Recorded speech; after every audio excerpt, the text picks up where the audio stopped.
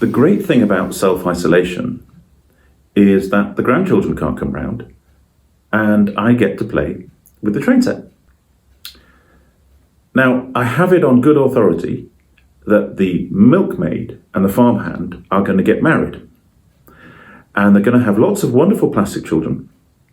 But at the moment, they don't live in the same household. So I've had to separate them by 2 meters, or 00 gauge is 26.2 millimeters.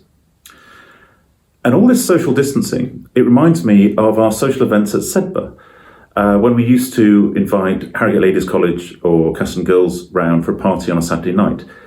And the rule was you weren't allowed within 12 inches of the opposite sex. If you broke that rule, the deputy headmaster, Mr. Colin Weir, would cough politely over your shoulder.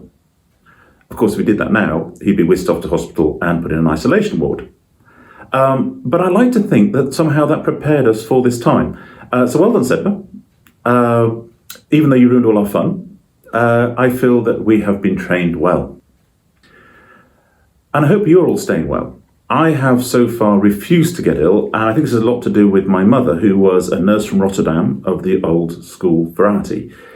And if ever I had a raging temperature at primary school, she would produce this massive rectal thermometer, which was a great discourager from ever getting ill again. And as a result, I won the attendance cup 2 years in a row.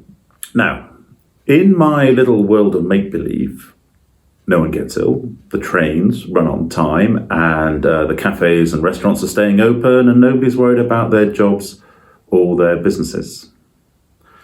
Of course, in the real world, things aren't quite the same, and I know a number of you are worried, and I just don't want any of you to think that you have no one to turn to at this time. The club is always here, and we have a whole host of people with different experience and perspectives, and are happy to be at the end of a phone so you can talk to someone. So please, if you need to talk to someone, you can even talk to myself in confidence. Just contact Ben Collins at the office and he will give you the contact details. But please don't feel alone at this time. I would like to assure you that no plastic animals were harmed during the making of this video, except for this poor little plastic chicken who seems to have lost its legs. Perhaps it was ambushed by a panic buyer, or it tried to cross the road, but who knows why.